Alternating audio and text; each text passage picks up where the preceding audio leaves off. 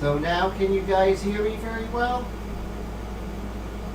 Let's see if that helps.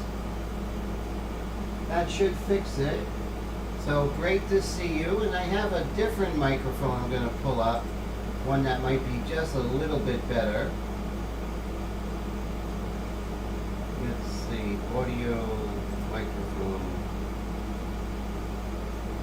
920. Okay, great. So right now the sound should be pretty good, right, sir? Okay, fantastic. So great to see you guys. Thank you so much for everybody to hang out with me. So I have Pam all the way from Virginia, Raul from Jersey, Patty from Illinois. We have Tone from Florida, actually from New York. He's in Florida. We have Dwayne from San Luis Obispo. Go Mustangs, not Banana Slugs. And Ryan, where are you from? It takes me a couple of times before I get that down. But great to see you, and thank you so much for hanging out, guys, and thanks for the heads up with the sound.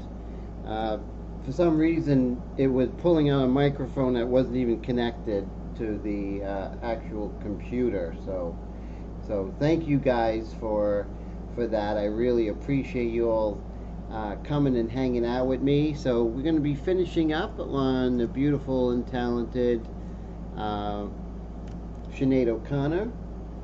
And basically I just want to darken her hair, maybe come over and work on the ear, darken the hair, maybe work on some of the background, maybe have it darker as it comes up like that. Oh, British Columbia, Canadian, great to see you. Love my neighbors from up north. You guys are always so fantastic, always welcome here. So that's really cool. So I'm so glad you're here, Ryan. Great to see you. Now I'm gonna bring my Wicked paints over to this table. Let me do that.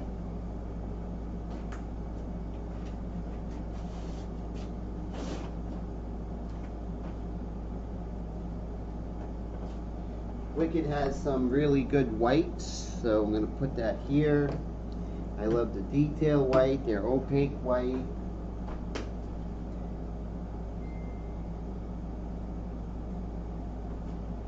Their yellows and their oranges, which are fantastic. We always need them, especially in portraiture.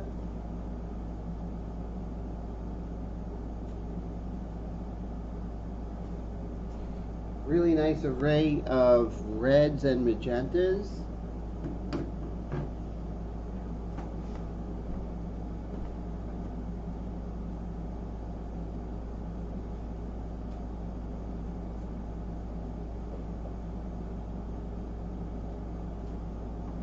And great rich earth tones and flesh colors.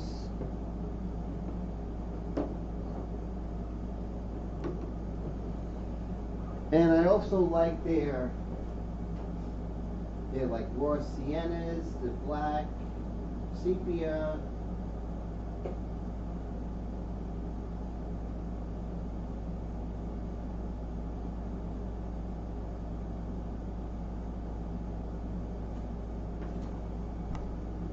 Some of their really nice deep darks. And I need mixing cups. So I'm going to go ahead and get some mixing cups.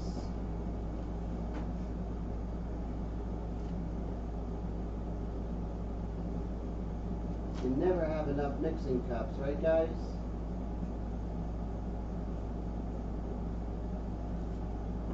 And this is pretty cool. There's a Wicked Gray. I don't know if you used that before, Dwayne. What do you think of the Wicked Gray?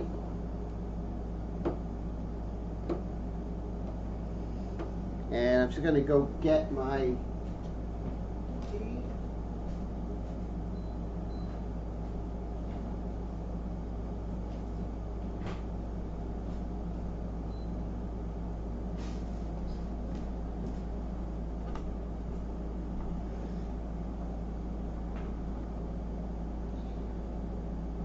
Thank you so much. Ryan says that the portrait's looking good. I appreciate that.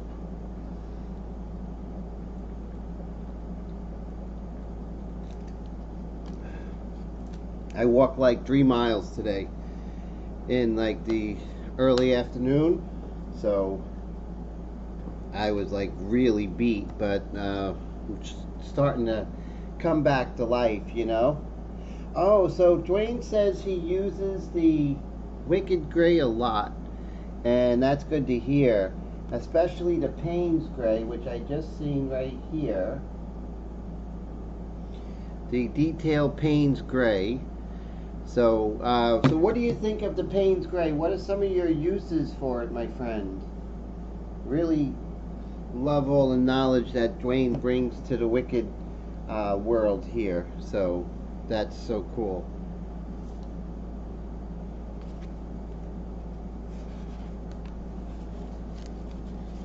So I want to go ahead and hit the darks of her ear here. And I have this that's going to help us. Ryan says that he finds uses for Payne's Gray more than anything. Wow, that's great. That's great to hear. And Dwayne says he uses it a lot, likes it as, on a Payne's Gray, he says that it's a darker gray with a bit of purple or blue to it. Uses for shadows. Great. And Ryan says that he uses it because he's afraid to use black. Hey Oz, how's it going? Great to see you. No, thanks for that input, Ryan. That's great input. I appreciate that, sir. Put on my glasses here. And let's line this up. So I'm going to mix a nice dark. And remember last week we really loved the sepia. That was just kicking butt. So I'm just going to line this up. And we're going to hit the dark of that ear because I want to get those really nice dark hard edges. And I think that's going to help us out a lot. Even though the ear should be kind of pushed back. Hey there, Mr. Leahy. How you doing? Great to see you. How's it going, sir? So glad you're here. And so that is so cool. And so this is a great group today. So glad everybody is here. Everybody who's here is here. I'm so glad. I know other people kind of move on in, so that's great.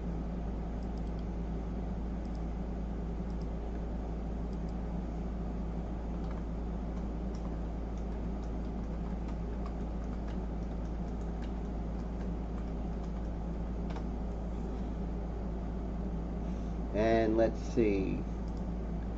And oh, I got to get the cups. So let me get some cups.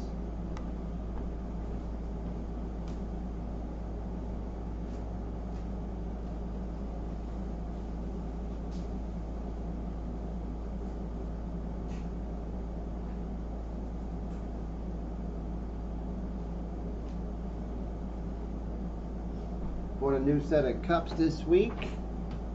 Right here, and that should hold us over. And let's see, so bring this here. I think at first we're going to work with the Extreme Patriot 105, customized by myself, and let's go ahead and put in some of that sepia that we loved last week. Let's see, with a little bit of red I think we can add to it. That detailed sepia was a lot of fun. Let's see here.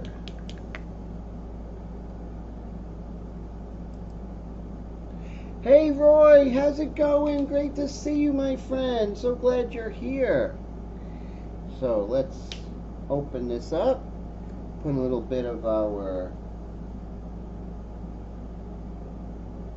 looks like it's the Wicked Detail Sepia. Love this stuff. And I'm going to cut this 1-to-1 with our,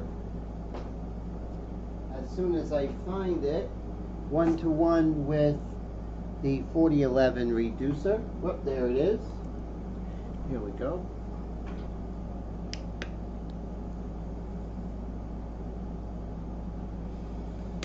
There, and let's get our palette knife and blend this in nicely.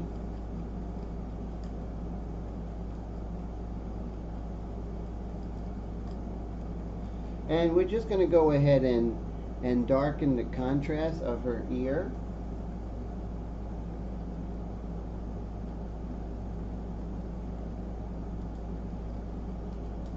But before I do that, I want to warm it up because her ear is always, our ears are always full of blood, you know, so it gets pretty warm. So what I'm going to do is let's add just a little bit of this detail burnt orange. I think that would be pretty cool. So Roy's all the way from Jersey and Steve is all the way from Ohio. Great to see you guys. Just a couple of drops of this detail orange. You just put a little bit of, just a little bit, just to warm it up a tad. Whoa, I just spilled some of it, but oh my God, that's not good. Let's see. Thank God we have the stencil over that. That would have been horrible. Kind of half awake from working 3 hours today, but we'll get in shape. That was pretty scary, huh? Hey Colette, how you doing all the way from Wisconsin? Great to see you.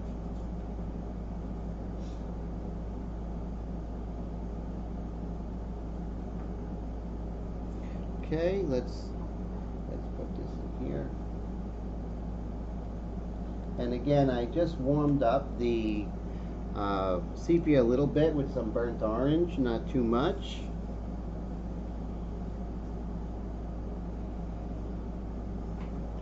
And I always want to have a test sheet, which is the same kind of paper.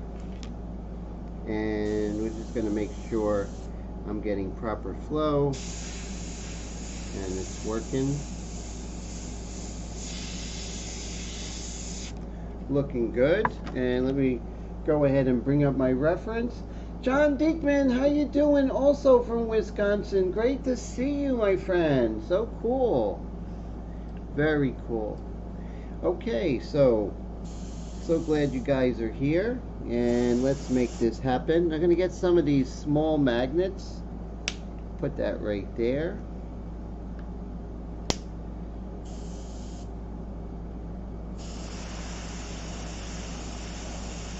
And I'm a good distance away. I'm probably about 4 inches from the surface. Wow, Ryan, thank you, my friend, all the way from Vancouver for the super chat. That is wonderful. Thank you so much for the support. It's great to see you, and always enjoy your compliments.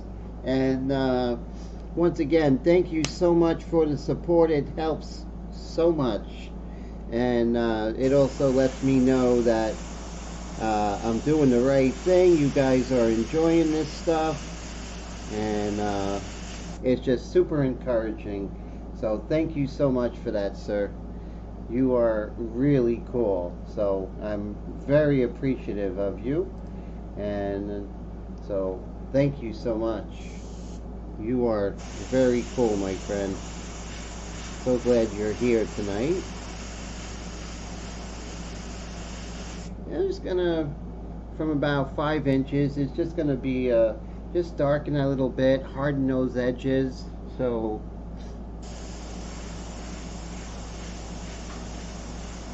we can see this a little clearer. Airbrush has normally a softer edge, but we want to make sure that we keep that soft edge where we have intent, right? So we don't want soft edges all over the place, because then it looks like we're not in control with the airbrush. And maybe just a little bit more. So I'm gonna take advantage of this sepia again and go around, make sure I have all the edges that I'm looking for.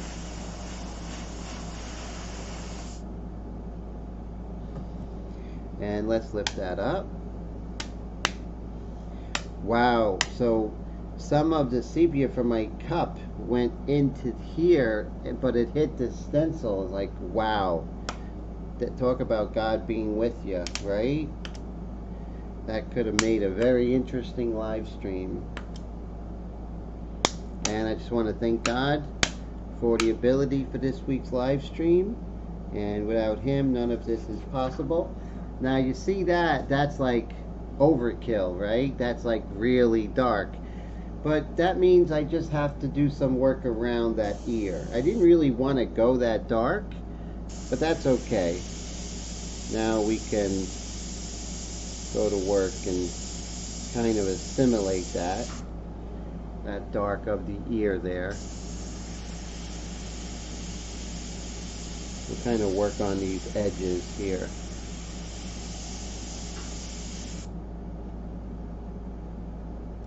What could go wrong here too?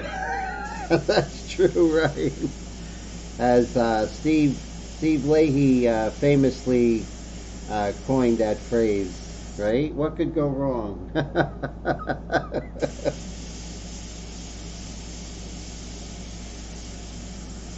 I'm just going to work on this edge. I'm going to do a little freehand shield action here. And then we'll come in with some really nice oranges and reds of her ear there.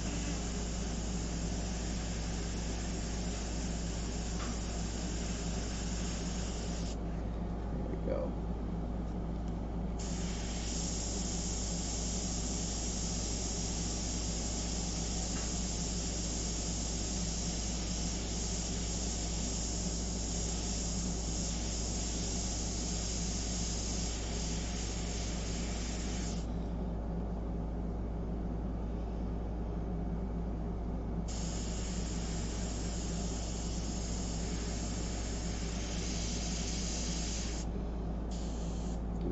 Sure I don't ignore the tip dry, which happens often.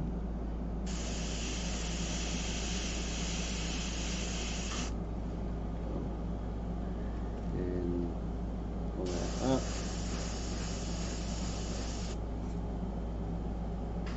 Hey Patrick, great to see you, my friend. How are you? Always a pleasure. All the way from Massachusetts. So glad you're here, my friend. Thank you. Patrick says the painting looks amazing. I appreciate that very much. And so I went a little crazy with that dark. I wasn't anticipating it to get that dark, but we'll work on that and calm that down. The thing is, when something like that happens and it's super dark, we'll chill out a little bit and then we'll get back to it, you know.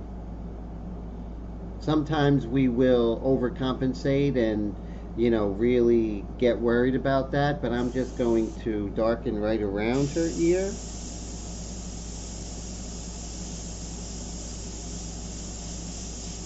And soften these edges.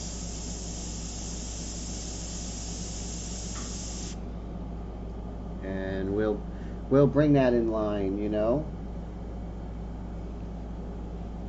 Oh, something, let's see, Patrick says if you clear coat it, the colors will become more vivid. Oh, cool, thanks for that. That is very cool. Thanks, that's very good information, definitely.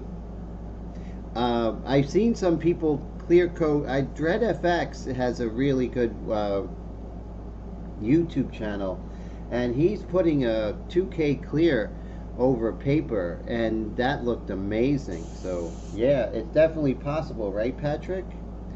So I'm looking forward to experimenting with that in the future. And I'm just going to soften this up. Soften up these edges.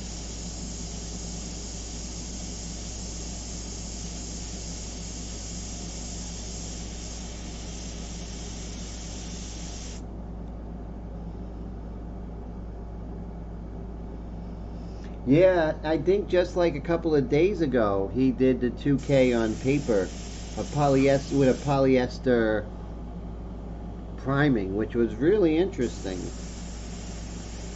He does great work.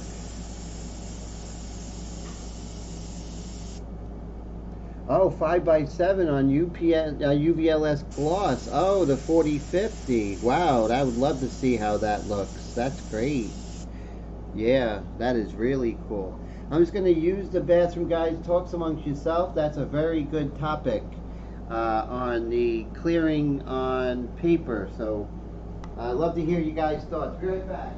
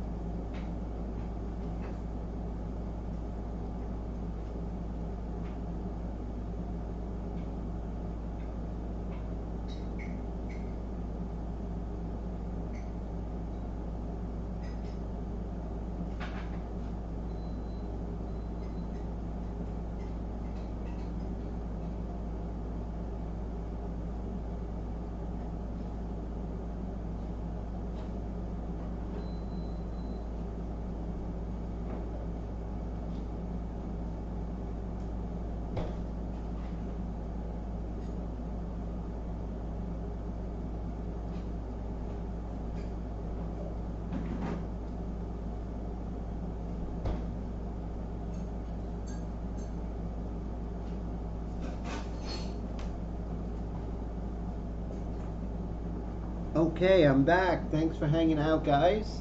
Uh, let's see here. Got my cafe and water. So now what we want to do is we want to calm that down. What I'm going to do is I have this airbrush, which I had India ink in. I was working on a portrait for a friend. Let's clean this up pretty quickly. I'm going to get the water and we'll be in business.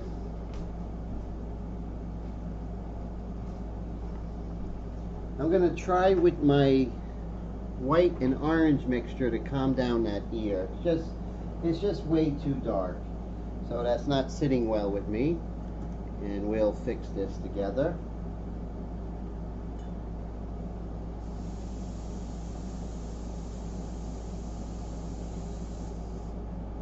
Ryan says that he could paint just like Drew if he had some of his paper. Ryan, yeah, Drew is just amazing, isn't he? He's just incredible. And Mr. Mike McClung, all the way from Maryland, great to see you, sir. How are you? Have you guys seen Drew Blair's latest Pre-Raphaelite class that he was doing? It was just outstanding what he's doing with the transparents. And that's the one thing. If you see what he's doing with the transparents, it is like an art historical lesson on how the late 19th century French academics and the some of the English painters of the time, Sir Thomas Lawrence, just incredible stuff. No, who is it? Not Sir Thomas Lawrence. He'll come to me. But just incredible stuff. Incredible. Steve does some great stuff with the Yupo paper. He's definitely the man when it comes to that. What he does, he does the Autoborn Sealer gray over it, and he just uses that so masterfully. It's just so incredible. Just really wonderful to see. So definitely, if you guys aren't watching Steve Leahy's live streams, you have to, because it's a clinic, right? He gives so generously and graciously, and I watch with my mental notebook open, and I'll tell you, there's so much I received from Steve. And Drew Blair, you know, Drew Blair is just incredible. Just these guys are just these amazing masters. Scott McKay, amazing master. So there's not so many, but there's good. Dread FX is doing some really wonderful stuff lately, and I'm very happy with the stuff he's doing too, you know. So really powerful stuff. And they're all doing work with Wicked, and that's, you know, I saw the work they were doing, and I was like, you know what, I have to start working with Wicked, because not with well, some are working with Wicked, some are working with the illustration paints, but it's just incredible. So what I'm doing is I'm mixing the detail white with some of the Wicked orange, just 2 drops, and I'm doing it with the 50-50 with the 4011. And I'm going to mix that really well. I'm going to mix it far away from my painting.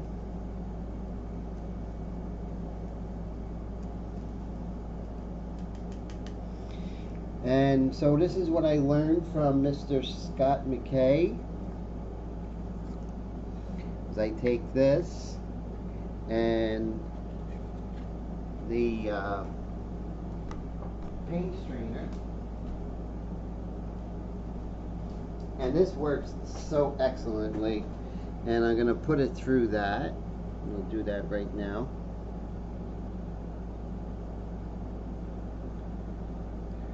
And it's always amazing what you catch.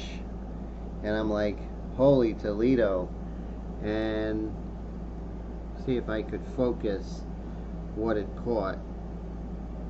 See those little things? They would have ended up in, they would have definitely ended up in the airbrush. But with this screen, it is so amazing. So I'll be right back.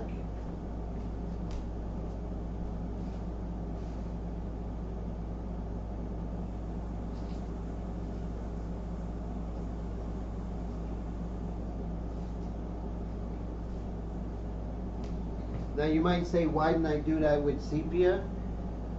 Well, sepia normally has smaller pigments than the white, and I went ahead and took for granted that it wasn't going to be a problem. I mean, it's a chance you take when you don't strain it, but that was a calculated risk. Okay, so I put some of this white with orange mixture here, and I'm going to calm down some of that sepia. I'm not sure how that's going to work, but we will find out together. And we're just going to make sure we're getting good spray. Beautiful. And let's come back. Okay. Alright. Now we're not far off, but I just want to lighten it just a little bit, that's all. Let's see. Oh, Colette said, where did you get the GUNK from? Now what is the GUNK?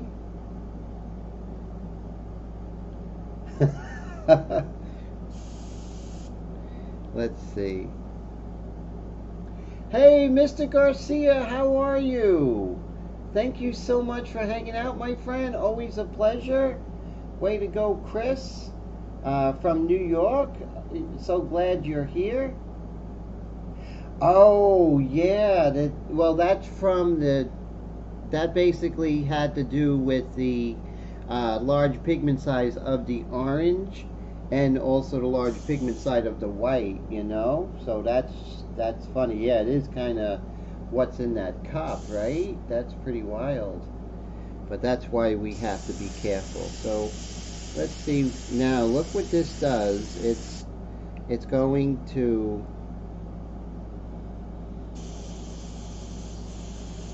just going to be from a little bit further away. And this is just going to very nicely soften that edge. I'm going to make sure I'm getting good flow. If I'm not, then I'm going to stop until I do get a good flow. I'll put the backing back on here.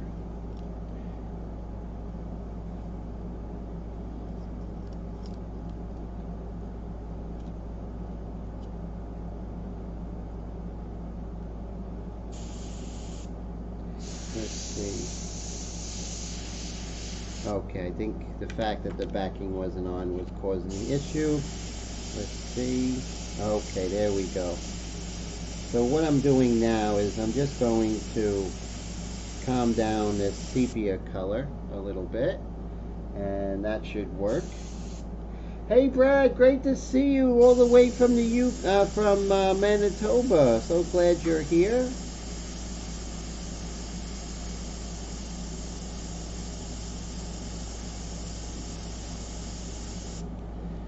Okay.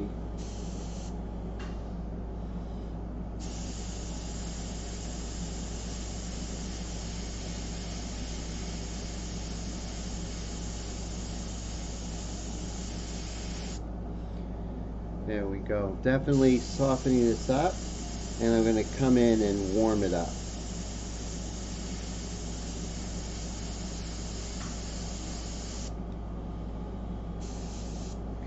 And what I'm going to do as well is I'm going to put this back in, and I'm going to run my airbrush. I'm going to give this airbrush a little cleaning because I'm not quite happy with how that's going. And wow, Patrick, thank you so much, my friend. What a wonderful super chat. I really appreciate that. Thank you. You are amazing, sir.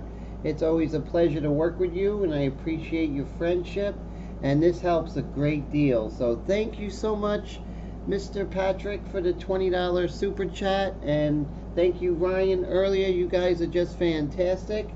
So this is my philosophy. We only have so many airbrushes. When my airbrush is not really working exactly the way I want it, then I do not want to work any further with it. So I'd rather take the time to stop than to go ahead and continue working with something that's not working perfectly for me. If it's not working perfectly, then there's no reason to work. So I will never struggle with an airbrush. It's not worth it. I've too much experience to be struggling with airbrushes. And so I'm going to go ahead and I'm going to really give this a really deep cleaning. It'll take about 5 minutes, so I'll be right back, guys. And thank you so much, Mr. Patrick, for that super chat sticker. That is just amazing. I am so thankful for you. I appreciate you so much.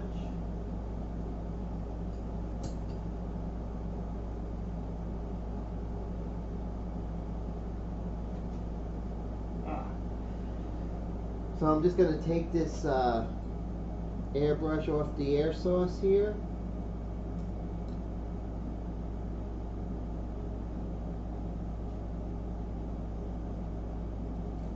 And I will be right back, guys.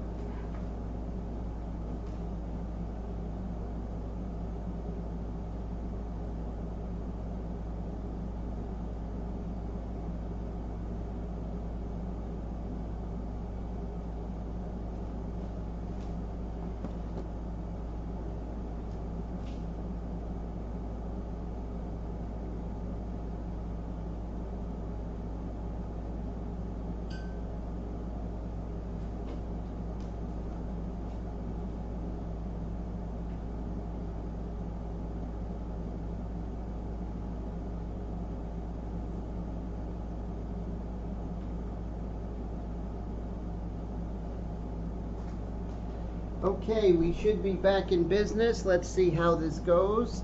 I want to add a little bit more of the orange into this, so let's do that now. And I cleaned out my airbrush really well.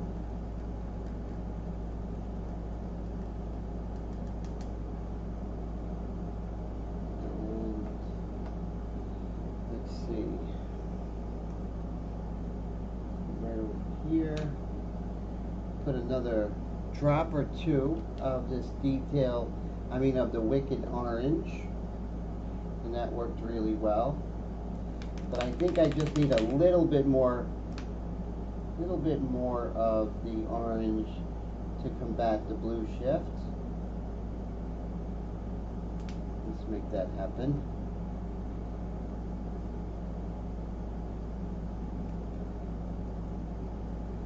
So I put 4 drops instead of 2 of the orange. And then what I'm going to do is just put a little bit more of the 4011 in there. And we'll see if this works better for us.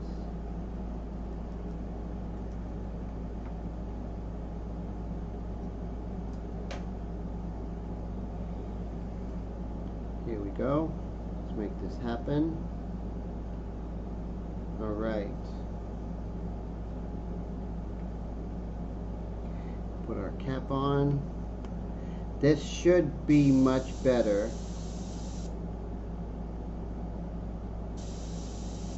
Let's see how this goes, guys. Lower that air pressure. Oh yeah. See the difference, everybody? So when your airbrush is giving you some trouble, what you want to do is you just want to stop and rethink it and clean it up, and don't let it bully you. And that's what I'm doing, just to kind of calm that down. So let's see what I missed here.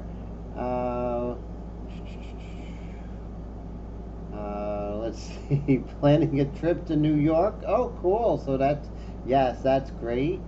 And Patrick says, just tell him you're from Wisconsin. Canadians as Wisconsinites sound the same. Chris says, better expedite the trip. The way these politicians are shutting down the borders. Yeah, that's true. And Mike says, but I still like seeing legends sometimes. That's cool. And Mike says, some of them other artists like Drew Blair, Ryan Townsend, I wish they would get back to do some YouTube videos again. Scott McKay, Steve Leahy, others are fun to learn from. Yeah, you know, so much talent out there, you know, I have to say. There's so much talent out there.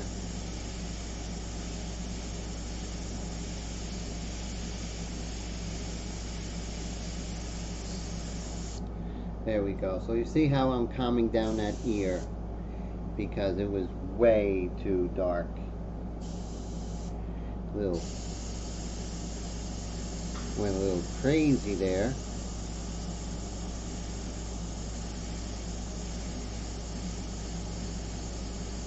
There we go. And now I'll come in with some nice flesh color. So I'll get rid of this here. And let's run some water through here. Clean this out nicely. Have my gallon of milk, empty gallon of milk that I use when I spray out the airbrush. So definitely take time out to really clean your airbrush when it's not working, guys. That's right, got to go to the museums, Chris, right? Definitely, and cats. So cool, definitely. No one knows New York like Chris, that's for sure.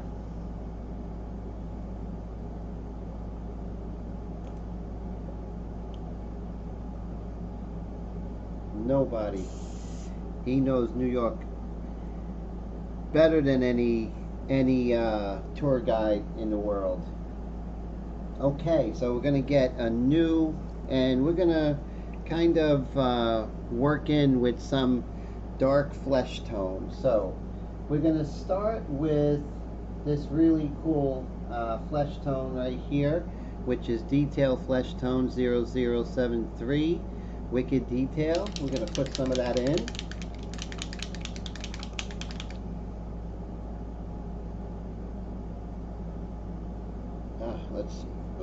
There we go. Put some of this in here. That's a good base. And maybe just a little bit of the detail orange. A couple of drops. Nope, not detail orange. We're going with the wicked orange.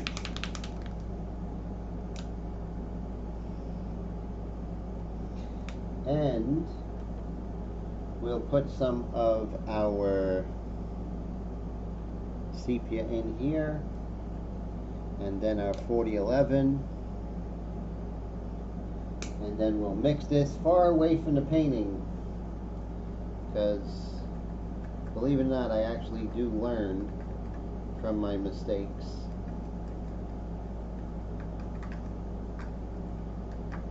Believe it or not, right guys? And this is an interesting color, but it's nice and thin.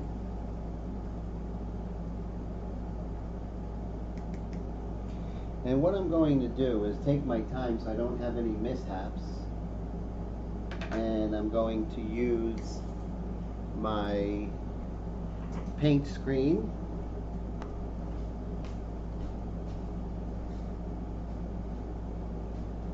As soon as I locate it. Where did it go? Oh, here we go. And we'll put that in a new cup. And we do go through a lot of cups. Let's see.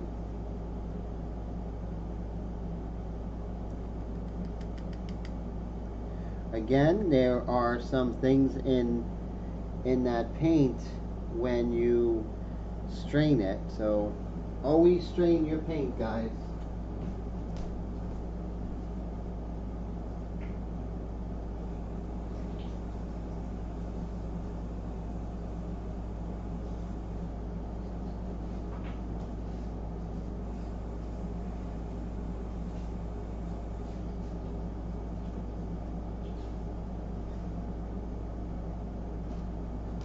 Yeah, that's amazing, the stuff that's in there, right? So definitely make sure that we circumvent the issue before it happens.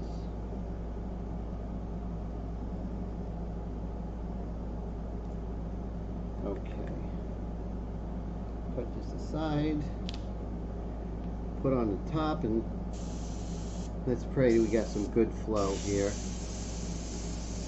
Oh yeah, that's looking really nice. That's flowing really well. Okay, so let's see how this goes.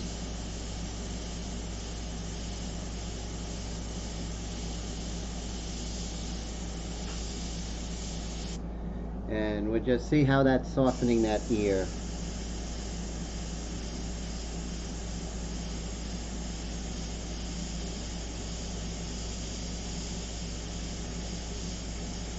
And then we're going to come back in with the sepia and make it look real nice.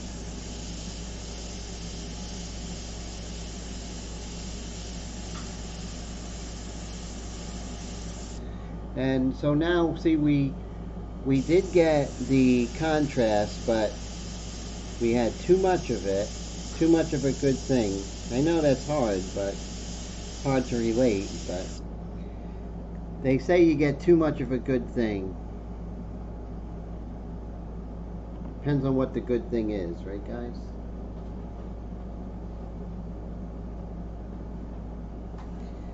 Gotta untangle. When you have two airbrushes going, you have to make sure that you don't get your hoses tangled up. And let's see how this detail sepia is going. So right now we can come back here. Wipe the paint off the cap before you use it. It will help a lot with those chunkies. Okay, great. So the cap of the paint, right? Thanks, Dwayne. That's great. So great tip from Dwayne is make sure that you wipe the cap off before you use it, and that will eliminate some of those chunks. So before you close it as well. That's fantastic. Thank you, sir. That is amazing. So thank you for that tip. So now I'm coming back with the detail, and you can see, you know, I went and did a controlled blue shift, so I could come in with that flesh tone to soften it, and then come back in with the sepia. So don't be afraid of the paint. Go headstrong into it, right? And if your airbrush is not working 100%, then you don't want to work with an airbrush that's not working 100%. So you do your low-hanging fruit, and that is the first make sure that it's not tip dry, or you can blow out the airbrush. Those are two things that you can do. But if that's not the case, then just take some time out and clean out that nozzle of your airbrush. And you can see the difference that it made with me. It made a huge difference. So now I have more control of the ear, right? Which was really important. And so I hope that was a good lesson and some great information. Oh, Patty, have a great night. Always a pleasure. And thanks so much for hanging out with me. I appreciate that. See how crazy the ear looked before? And now, you know, I'm getting really good flow. And I don't do any erasing when I work with Wicked, so any changes I'm going to make, I'm not going to erase it. I'm actually going to go ahead and use that orange-white mixture. And that really... Also, Dwayne keeps his bottles upside down. That is so smart. So, yeah, so great tips from Dwayne. So, just a wealth of information. Thank you, sir.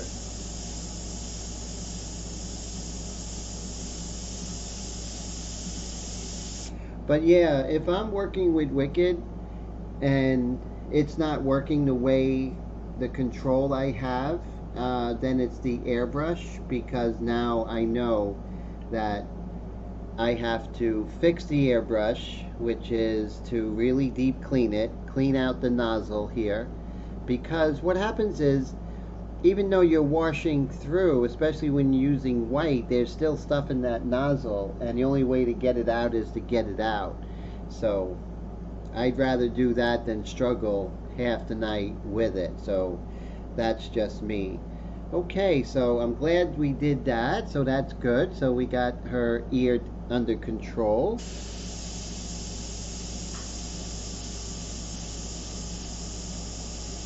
Whoop, little bit of a spidering there. But at this point, if you get any spidering since the surface texture, you can just wipe that off with your finger, because we have many layers of acrylic right now. So that really helps. So still make sure that you don't oversaturate. That's a good reminder for me not to oversaturate. Okay, so let's go ahead and work on the side shadow plane of her nose here. And again, I have this sepia mixture. And let's see.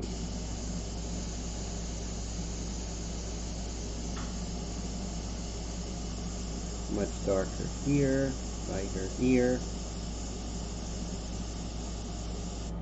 And right now I'm using my customized Badger Patriot 105, which I love. It has the larger cup.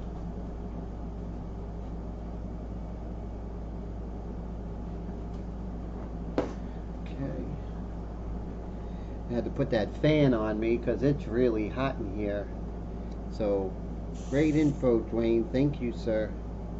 That is amazing.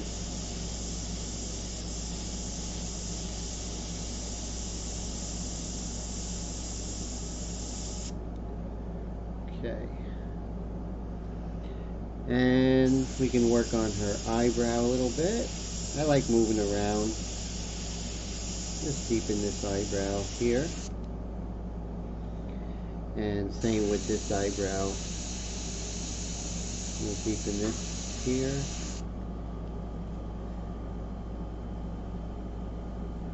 And right, we're working on that side plane of her nose.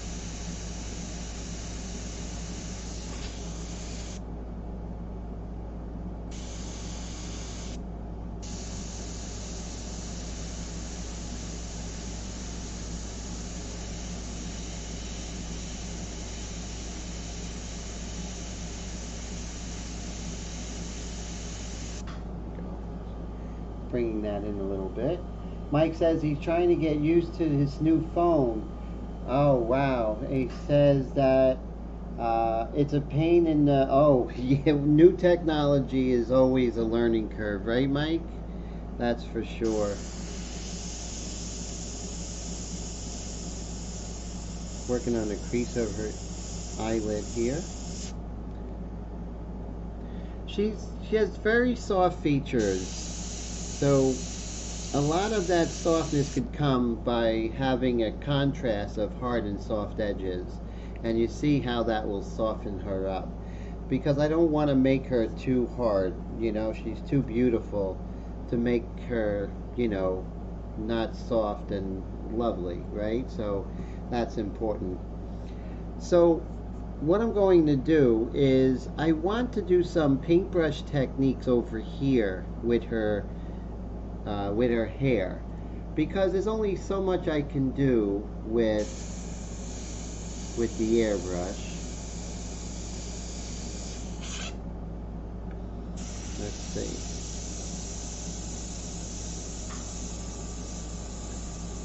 And I can do a lot with the airbrush, but the paintbrush is a terrible tool to waste.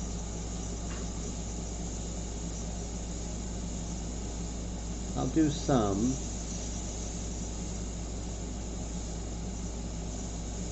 And the important thing is to get the direction of those hairs.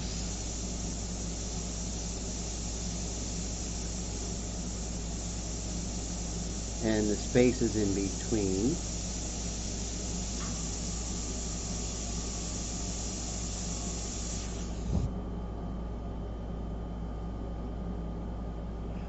Thank you. Patrick says that Sinead is extremely beautiful and I'm not falling short at all. Thank you, sir. I appreciate that. It is very encouraging, Patrick. Thank you so much.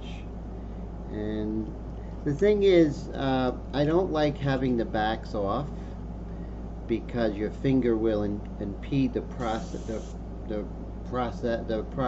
of the needle going back and forth. It works for Iwata, but it doesn't work for Badger.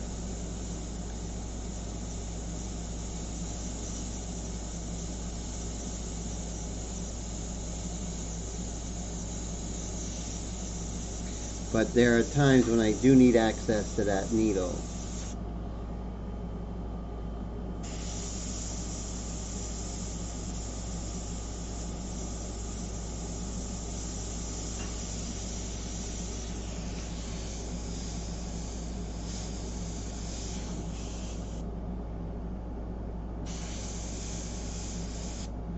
And again, I look for the low-hanging fruit if I'm having any flow issues.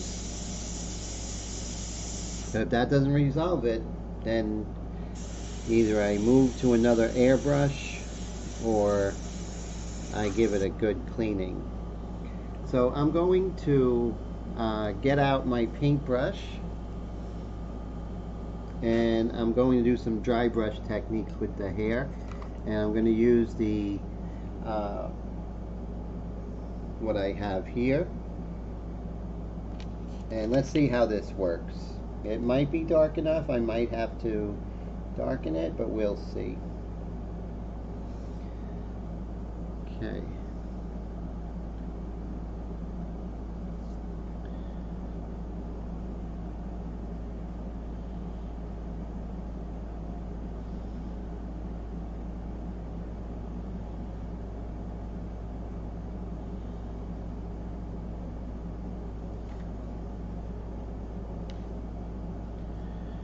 Just Not too crazy, but just to make sure that, you know, I am paying attention to what happens to our hair when it's very, very cut short like this.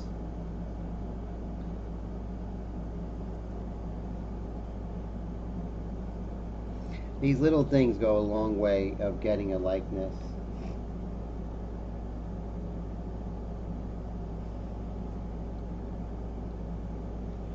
Michael says he thinks he's better with the airbrush that gives him a fit. And Ryan says a pain in the ear.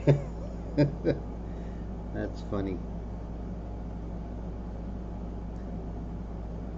So we have some larger groups of hair that kind of come over here to the her hairline over here on the sides. I just want to just touch on that, right? Touch on the different hair texture in different parts of the scalp that we all have.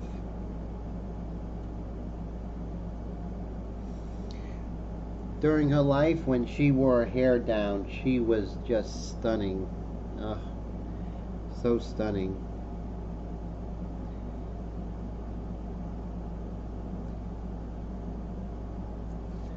And just, you know, see how just by doing a couple of hairs, you know, like painting bricks, you know, you don't want to paint every brick, but you have to give an indication of texture and direction, and that will help.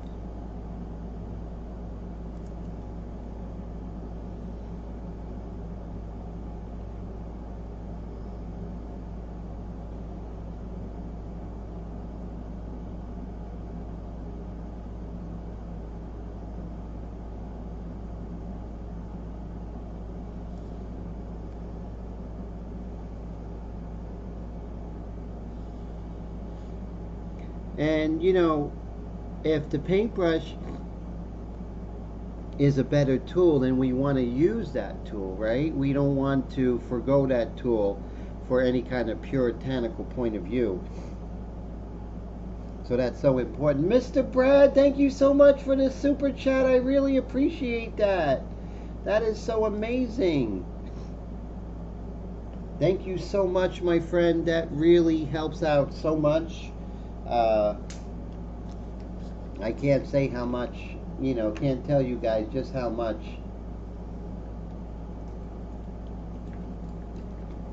that means to me and encourages me. So thank you so much, sir, for that. You guys are the greatest. Brad, I appreciate your friendship and support all the time. So thank you so much. You guys are just totally incredible. And so thank you, thank you, thank you. Means a lot to me, to the channel, and just makes me know that with these live streams I'm going in the right direction. And financially it helps, because this is everything, not just the live streams, but you know, being a full-time artist. So this is it. I don't have a second income. So you guys doing that really, really makes it a lot less stressful on me, you know, with bills and stuff. So thank you for that.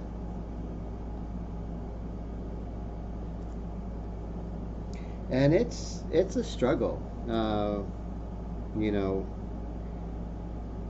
being a full-time artist. I mean, you have your good months, right?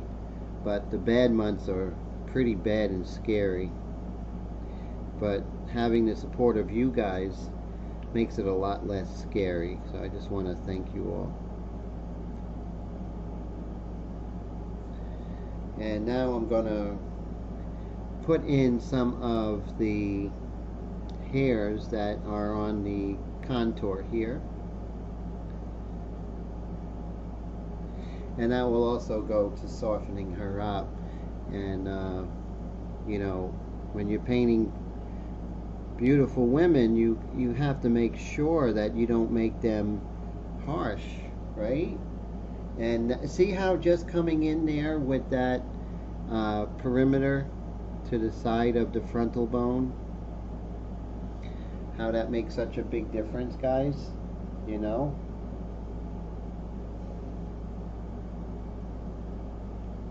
Oh, Patrick says, how's the journey into the center of the Createx universe? I'm telling you, I'm having a blast. I really love working with the Createx people. You know, over at Createx, they're just so helpful and friendly, uh, and they really have uh, the artist's well-being in mind, and that makes me happy. So I'm definitely 100% on board, and I will, you know, feel good about recommending anyone to working with Createx because of the diversity of it. With the Createx and the Wicked, you can do this and paint on anything, and that makes a huge difference, doesn't it, guys? So really cool. And let's see.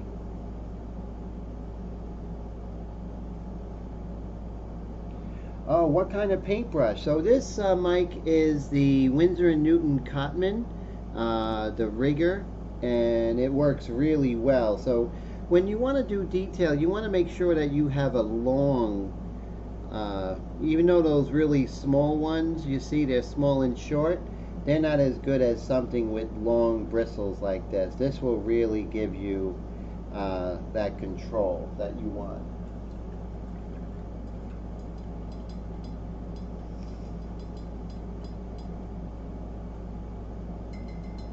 And let's see, just now when you're using Wicked paint, it's acrylic, so you want to make sure that you kind of rinse it out.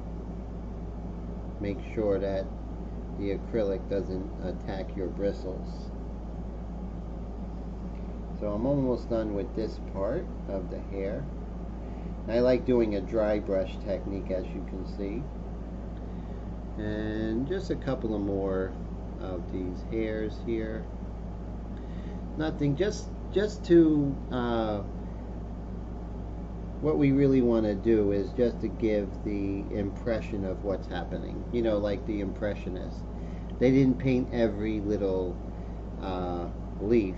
They just gave the impression of what was happening.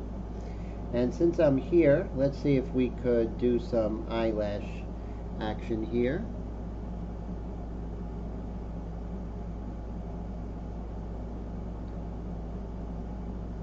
Now with eyelashes, it's the group of eyelashes that are important, right?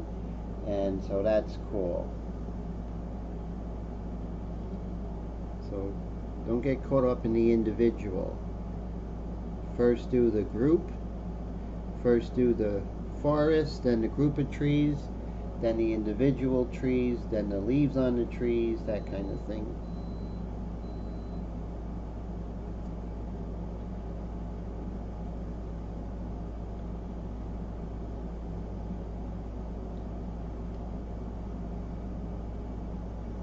And I'm using that sepia with just a tiny bit of burnt orange in there.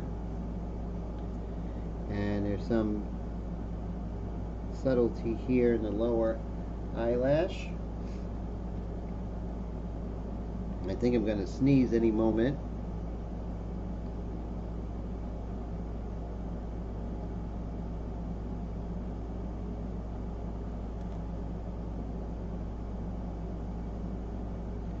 Some little dark patches. Okay.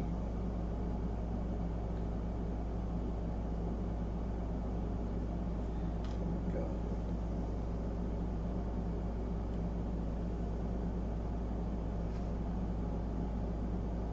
Just a little bit here.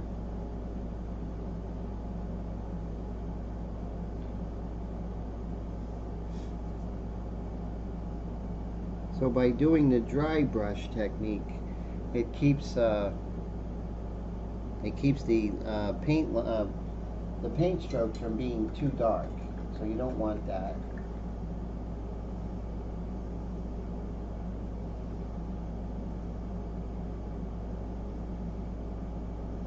And just like anything else, so these are kind of overloaded with the Createx. So what I'm going to do is I'm just going to run this through the sink real quick. Again, I don't ever want to work with anything that's giving me trouble. So I'm going to make sure I fix that so my tools are working 100%, because I make enough mistakes on my own. I don't need my materials to do that, right?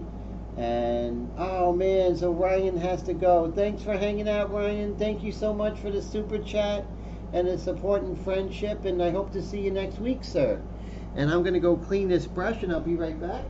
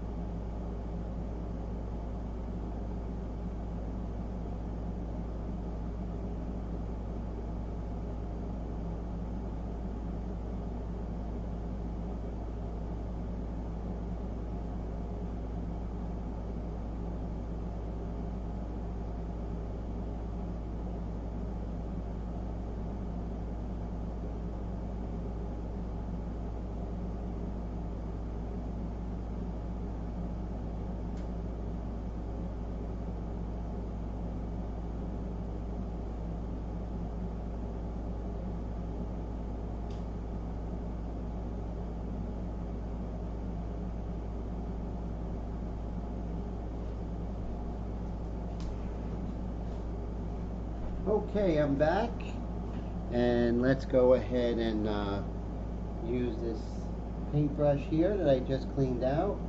And so that basically is the real theme of the day. If your paintbrush or your airbrush is not working 100%, stop and fix it, because life is hard enough.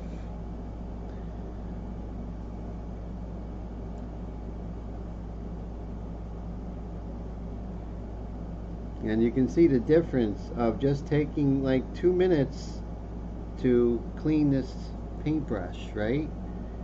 Properly.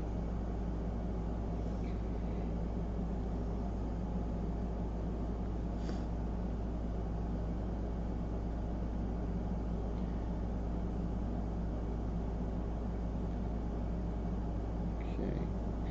So I like the way that's looking.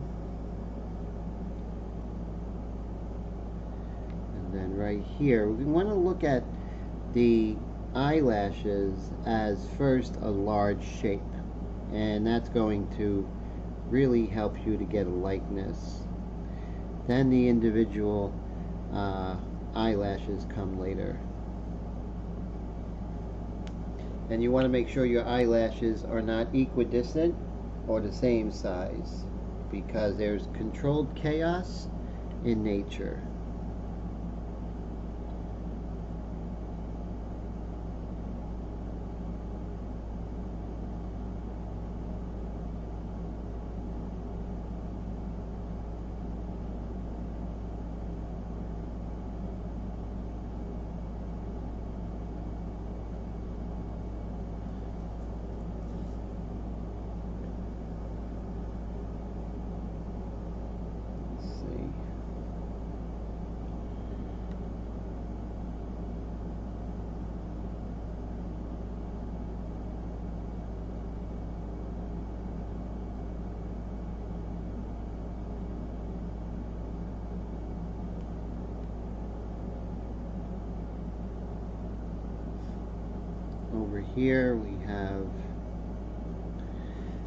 Over here it's more like we're going to do some airbrush technique here, because it's not any individual little eyelashes on the lower eyelid, but there's some brownish, almost like a shadow tone over there. We're going to put that in manually with the airbrush.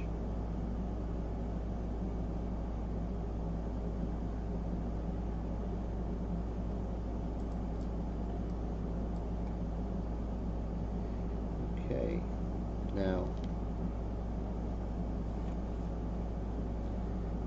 pull in some of the darks here of her ear. Just even that out a little bit. Okay, so that worked out pretty good.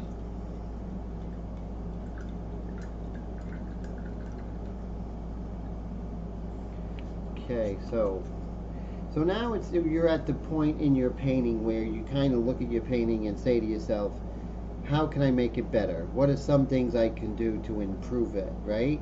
And that's where we're at right now. Now we do have that detail mixture in there, the detail sepia. And then here we have the flesh tone, right? That flesh tone that we made. And we're still getting good flow with the flesh tone. And let's see. So we want to kind of darken some of the mid-tones, and let's see how it goes, right? We're just going to give it a test. Great. So that mid-tone that we have, that we use for the ear, is looking pretty good. So now we can use this mid-tone to kind of flesh out some of the detail in her frontal bone here, and subsequently her forehead, right? So right now we have some grays, some sepias, and that looks okay, but we want to put more life into Sinéad's portrait here. So I'm about 4 inches away, and notice, you know, that I don't have patience or tolerance for an airbrush that's not working well. And notice that I'm just having a really good time when the airbrush is working the way I want it to.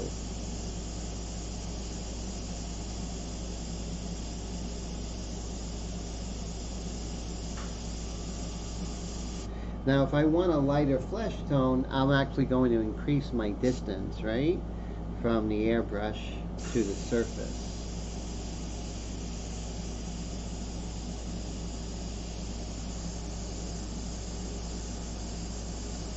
Now I'm going over to retroapicularis oculi fat compartment right here. Just putting some more life into the colors here.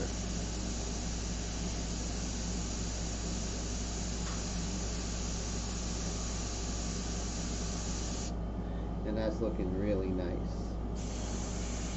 Always check, make sure you're getting good flow. That's very important.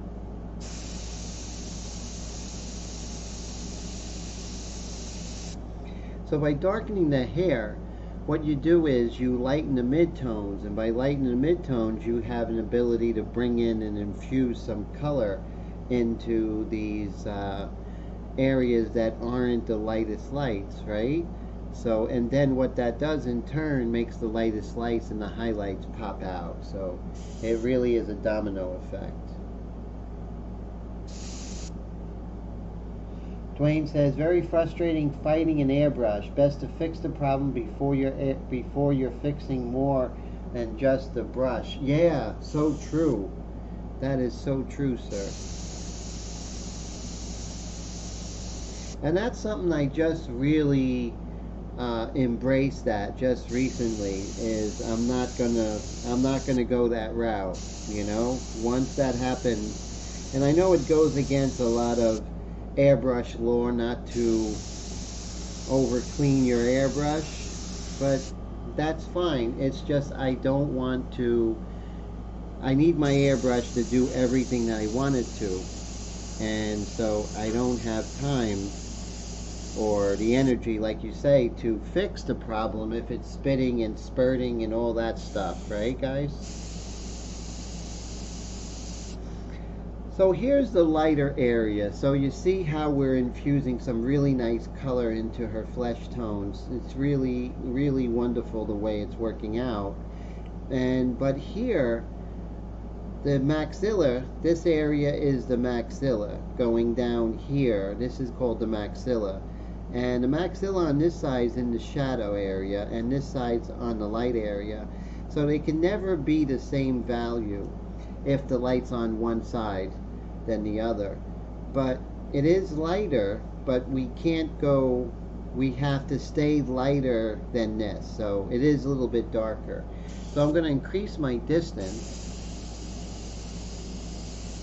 And I'm just going to very lightly dust until I feel like I put some more color, but still I need it to be lighter than this side. So what is in here is the detail flesh and a little bit of the burnt orange, and I'm getting this really nice, dark, beautiful flesh. And yeah, so true. Mike says it kind of looks like I'm adding makeup, and that's exactly what we're doing. That's a very good point, and that's the way, and that's how we have to look at it, Mike.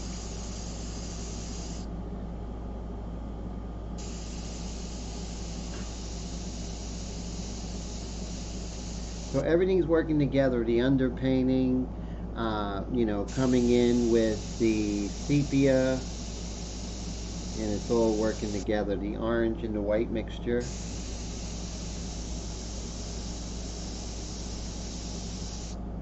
And right here on the mental fat compartment right here. Nice when the plan works.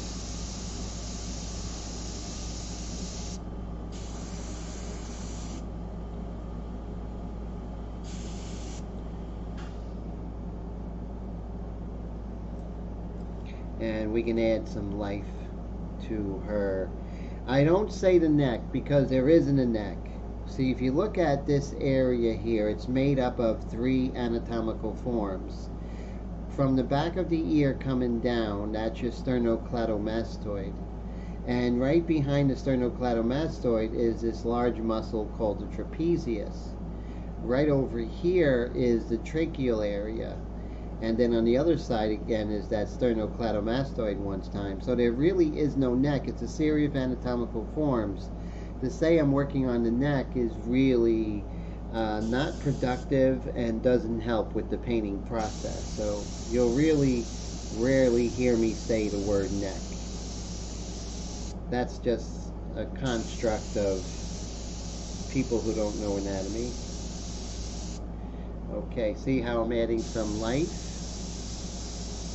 to this area here, these forms, and maybe I can come in a little bit richer right here.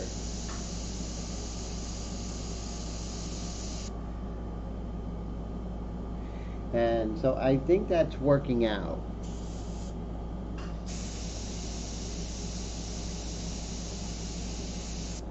So a lot of times I worked really hard with the sepia and also with the black and white underpainting with India ink.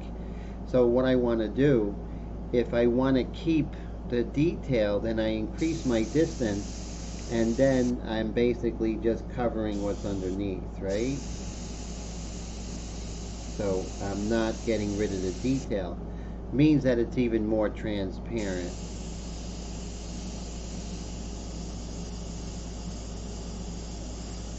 And notice I can take, and you want to play with the airbrush, you know, play with the colors as you're going. So I have this detail mixture and I worked on the ear. So now I'm like, what happens if I put the detail mixture, this flesh tone over the darks of the ear? I can actually calm that down even more. And I can come back in with that sepia afterwards. And just keep playing with it until you get that sweet spot, right? That's what we want to do. And you want to experiment, because as Steve Leahy says, what could go wrong, right?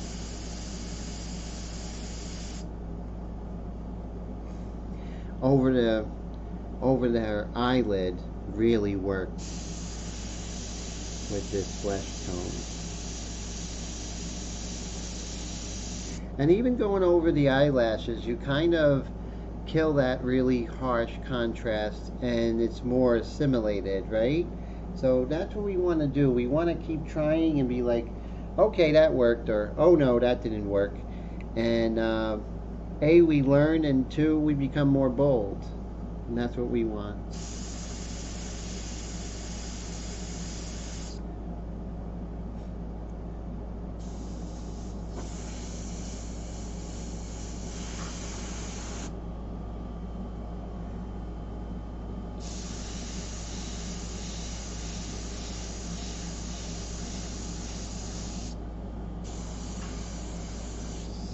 And what we're doing also is getting rid of some of those harsh gray areas in the portrait caused by the underpainting. So that works out.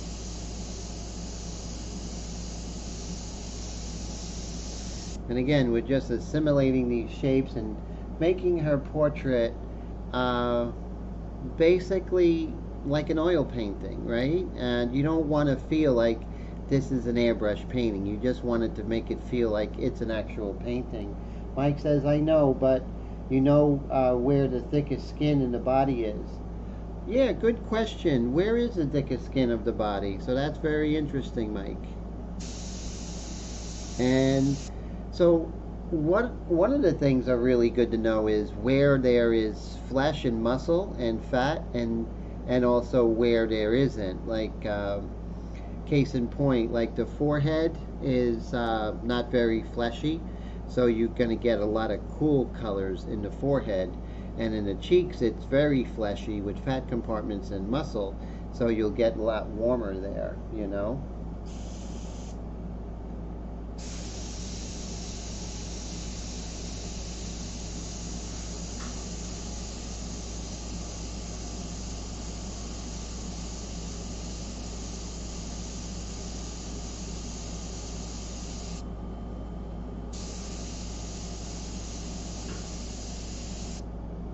And let's see,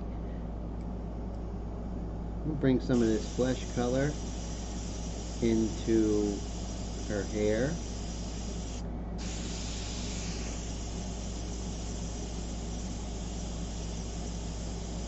And kind of cools it down a little bit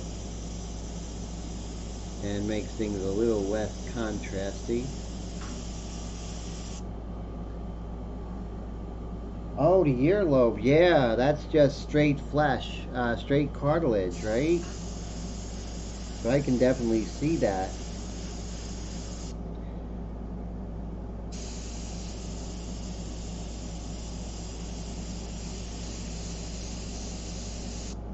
Okay, so I like to come back in with that orange mixture and kind of move back and forth so I get the shapes I want. It's very bold to do that and very scary, but that's just how I roll, you know. And so I have a dark color in here, so that's my sepia, and I'm going to maybe I'll keep that sepia in there, and I'll go ahead and put that mixture, orange mixture in there, and I'll be right back, guys.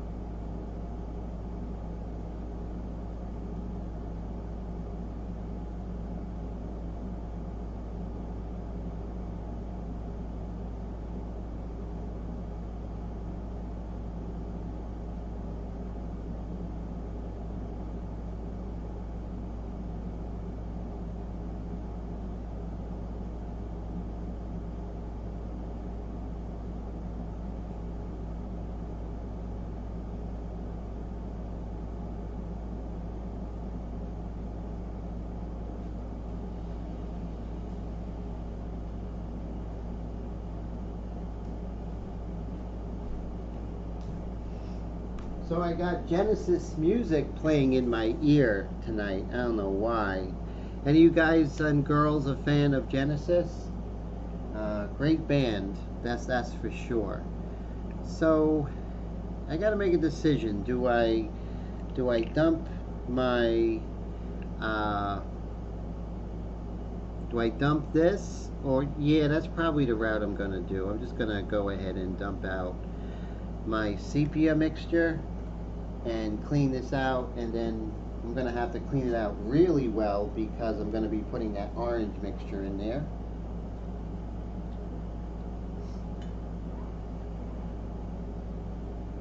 So who's a fan of old Genesis, actually from the 80s? Phil Collins, really think that guy's amazing. Also, Peter Gabriel's great. He was with Genesis early, of course. Oh yeah, Dwayne, exactly. Yeah, so true. Phil Collins, Peter Gabriel. There was no lesser of the two, right? They were both just amazing. Gonna make sure that this is thoroughly cleaned out.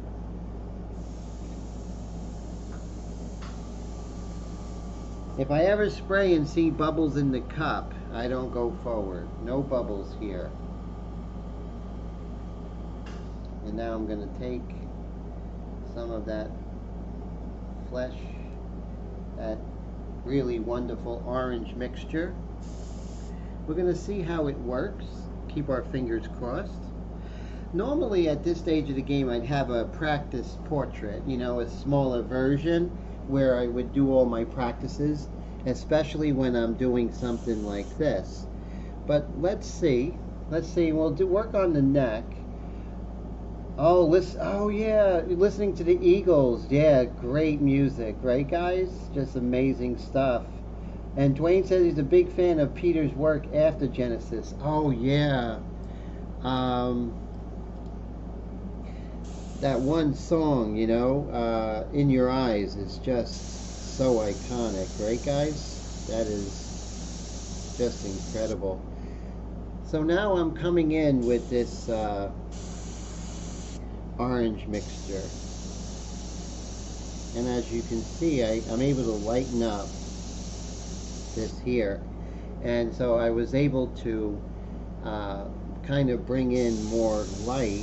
Sort of when you have the orange mixture, you have to do that to lighten things up. That's the only way. If you put white, it's going to come out blue.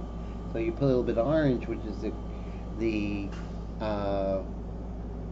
of course, is the complementary color, so it actually comes out white, which is cool. Yeah, it's weird how songs kind of get in your head during the day and they don't seem to want to leave, right? That's exactly how I feel. So now I'm going to, let's work on her earlobe a little bit.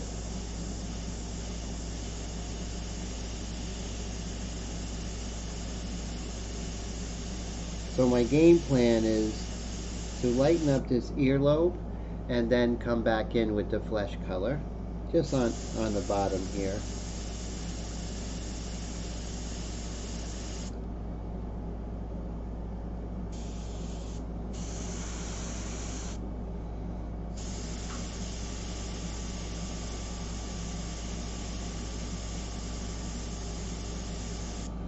It may look a little harsh, but that's okay because we're going in a direction.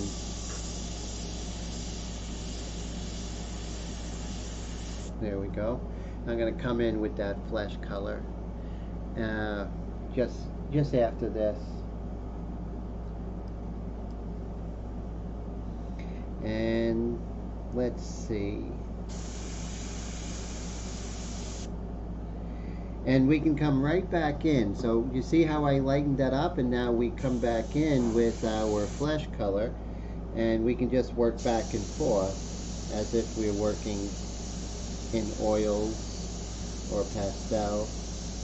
See how I can just come back and forth and bring it together. Same thing, you know, where I came in with the earlobe here.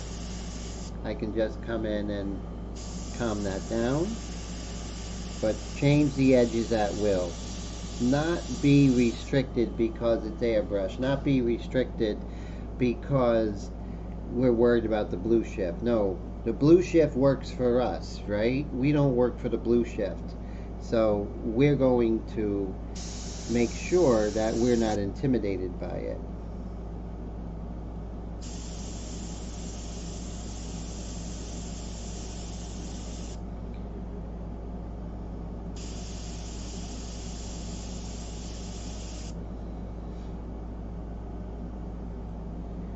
Now that I have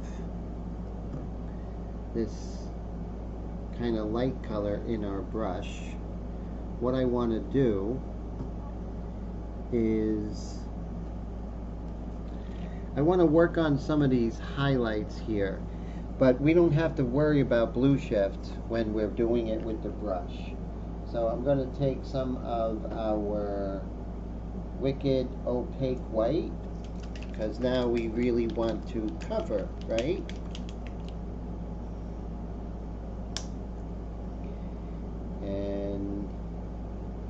And what Mike Dwayne said was to wipe this before, well, I'm not putting it through the airbrush, but I'm getting used to Dwayne's technique here. Put a little bit in there. And it comes out pretty thickly, so I always like to do 1-to-1 with the 4011. And then I'm going to blend this with the palette knife. Mix this, I should say.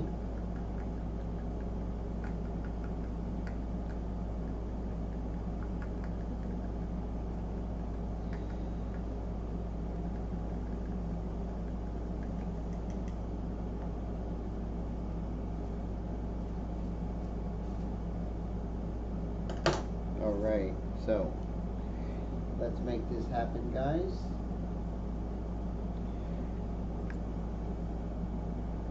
And we're going to look at that highlight here on her nose. Really pull that out. That looks beautiful. And let's make sure that we are in focus. There we go. Great.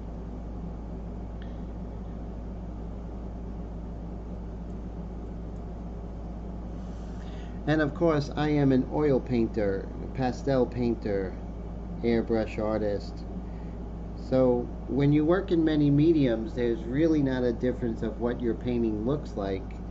You just basically make that medium do what you want it to do, and all your mediums look the same. So a lot of times my work they'll look at that and they'll say, wow, that looks like a pastel, that looks like an oil, which is really cool. And it's really funny because when people look at my pastels, they'll say, hey, that looks like an airbrush painting there. And it's really funny how that happens. And Dwayne says, after a few days of wiping the top of the bottle each use, it becomes second nature. Thanks, Dwayne. That is really great. And that's what I want. I want to grow, and great tips like that really helps me. And Mike says Saturday he's looking forward to try the white and orange mix. Yes. What I recommend, do you have these cups from Walmart? They're the 2-ounce cups. And what I do is when I put the white in, I just put the white in to cover the bottom. And when that's covered, then I go ahead and put 2 drops of the orange. And then I mix that up, and then I do 1-to-1 with that mixture with the 4011. That should work, but what I want you to do is to make sure that you have the have like a little test paper where you can put down that flesh tone or whatever and see what that orange mixture does before you put it on your painting. That's always best. Let the surprise be on your test paper and not on your artwork. So I learned that from bitter experience. So I'm really interested to hear how that comes, Mike. I know you're going to love it. And make sure when you're putting that white mixture that you're moving, right? You don't want to stay in one area. So you're spraying and moving, because If it stays in one area, it will blue up on you. It'll become blue.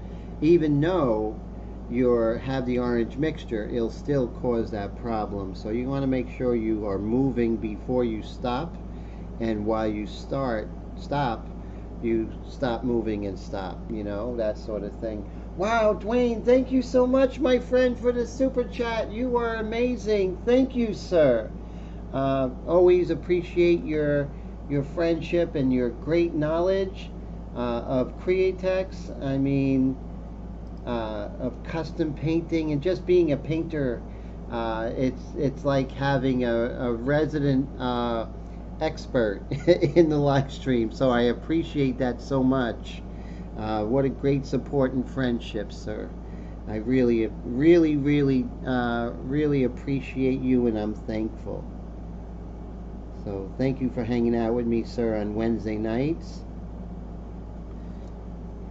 Now, what's interesting that I'm doing, guys, is I am making sure that the white of the eye, or the sclera, is that I am not making it a one-size-fits-all. That it's not the same value throughout. It's lighter where the eyeball is getting facing the light more, and as it turns from the light, it's getting less white, right? So that's basically it. So next week we're going to be starting a new project with Wicked, which is going to be a lot of fun. Really enjoying it. And in the beginning we do the India ink underpainting. But just like working in pastel, these finishing touches that really make things pop. And that's where we are right now.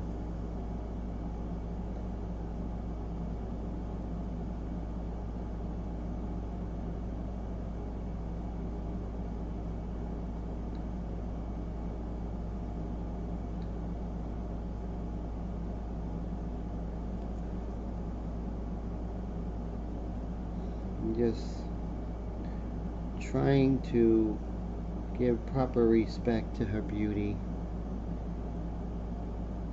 So important to me.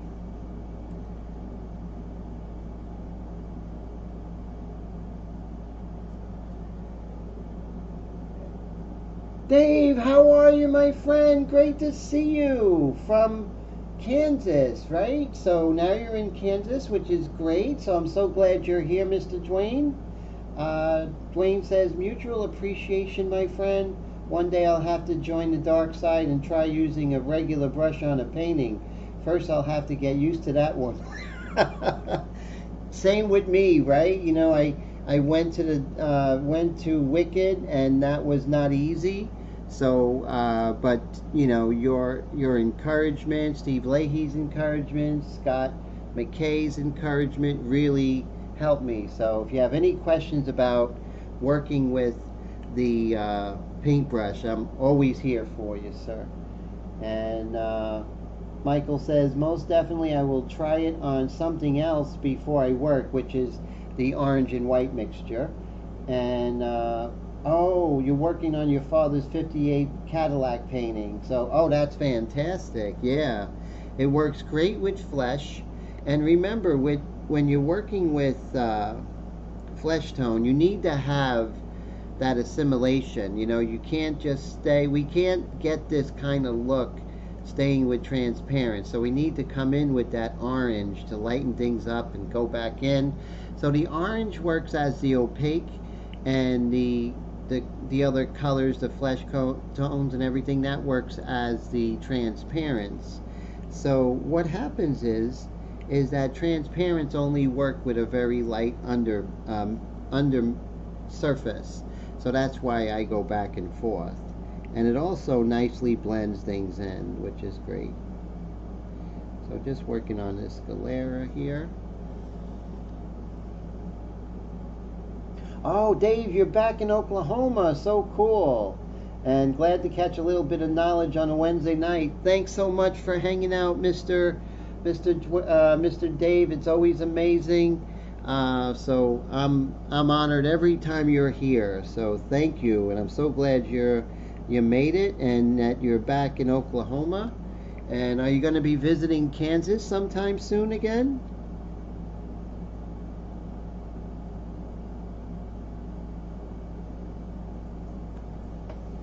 And right here we're doing her philtrum. And I don't want to go too harsh, right? Because if I go too harsh, then she's not going to look soft.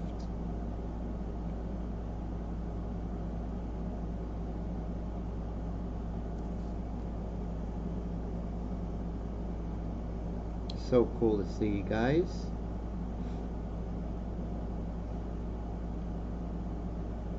Wow, this live stream went pretty quickly.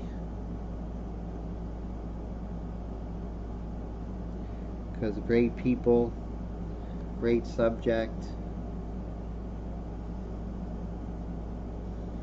Right here we have this little bit of highlight on her glabella right there.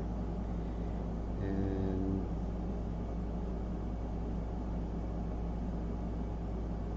so anything else, just like digital art, when you have light touch, it will be a light application of whatever you're doing. So if you want it to just lighten up slightly and not be white, just sort of kind of kiss the surface with your brush, and that goes a long way.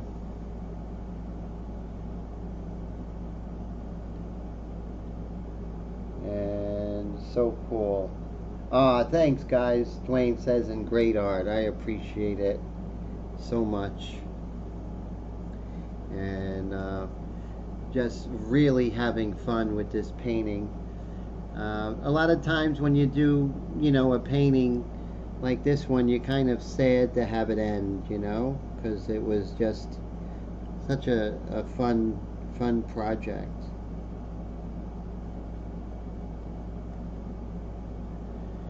Just adding a little bit of stronger light right here where the mental fat compartment on the mentalis meets the orbicularis oris, right there.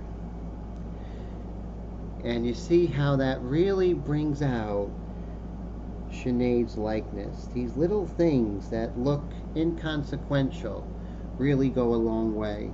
I've been painting portraits since I was 14 years old, and I think I did my first portrait commission when I was 17. So, you know, if anything I know is portraits and, you know, how to make them work and stuff like that. And I like to bring that knowledge to my airbrushing.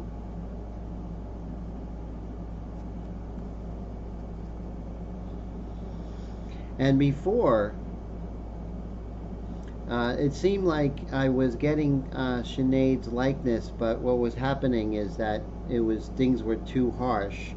And now I think I'm finally getting some of the character and the subtlety of her. So there's a little bit of highlights here above her glabella.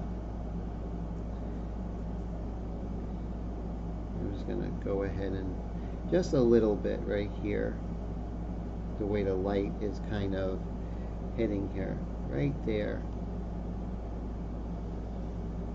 And this is a little bit of a larger square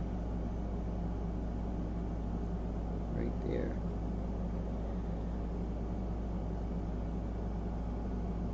And we're at the 5-minute mark, so we have 5 more minutes, guys. So I walked for 3 miles today. I had to walk to get a haircut, go to the library, head to the post office, and it's like really hot here, so that was rough. So I got home, made dinner, made some bread, worked on a portrait, and then rested, and it was like 5 minutes before the live stream. So that's how today went.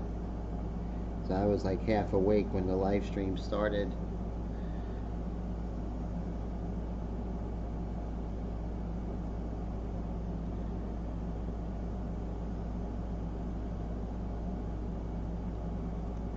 So next week, I'm not sure what we're going to do or who we're going to paint for the live stream, but it's going to be a lot of fun. So I'm looking forward to that.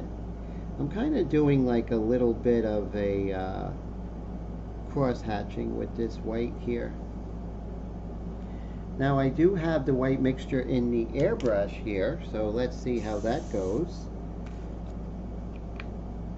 Right there on her forehead. We'll see how that works.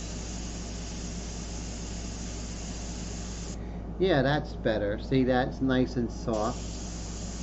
And then the kind of the highlight right there. I like that a lot. And right over here we can put some lights in her, because you know what, in flesh we are really blotchy, right? So we have to get that blotchiness, so we can't have even color because then it starts looking cartoonish. So this white mixture kind of blotches up her skin and gives us a realism that is not common, especially in portraiture. And the fact that I've been painting portraits since I was a kid gives me an edge of knowledge that I can share with you guys. And you can see how that really works. Oh yes, that's right, Dwayne, no sound. And Mike says, you could tell you've been doing portraits for a very long time. You're just so good at it. Thank you, Mike. I appreciate that. Mr. Air Todd, how are you? So glad you're here. You know, I love people, and I really do. A lot of times people will screw you over, but there's so many great people like you all here. So loving people makes you love working on this this subject matter, right? So that's what really helps. Brad says, outstanding work, Tim. You really knocked this one out of the park. Thank you, my friend. I appreciate that. Thank you. So you see how coming in with this white mixture, I'm able to actually do some really interesting things, even at the very end, like right here, the retrorbicularis oculi fat pad. That is, it's not one value. So if I come in with this white mixture and kind of blotch that up, you know, get that, you know, in and out of the values, then she becomes much more alive. And I wish she was alive. I'm so sorry what happened. Now, if I'm not getting anything out, don't keep pulling back, because that's a danger zone, right? So I'm just going to come right here, and now I have some good flow. And you see how I kind of blotch, make that blotchy. Same thing up here. You don't want things being too even in skin. You want that blotchiness. So I'm just going to go back and forth, kind of blotch that up, and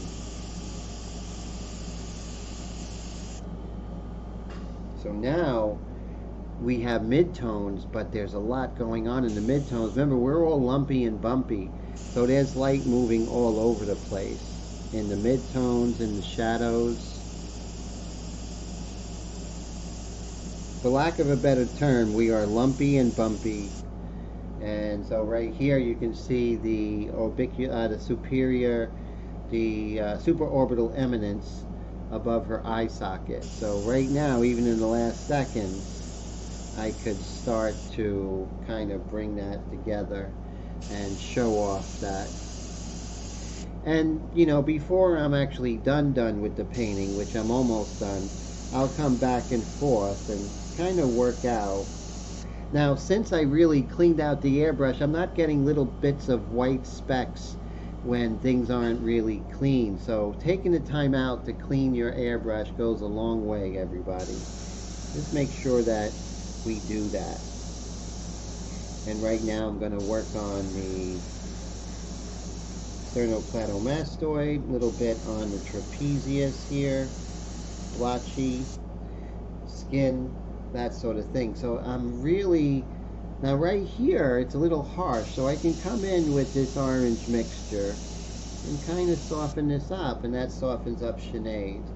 You know, she does have the zygomatic bone and intersecting with the mandible here, but we can soften that up because she's a pretty woman, and I don't want to take that away from her.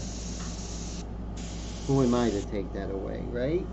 And Dwayne says, great portrait, incredible work. Thank you, sir. Glad you like the Wicked, as it is the best acrylic on the market. You know what? I think you're right, Dwayne. It really is. I'm really happy with Wicked, and I love the diversity. And I want to go in and start doing some really wild projects that you can only do with Wicked, right, sir?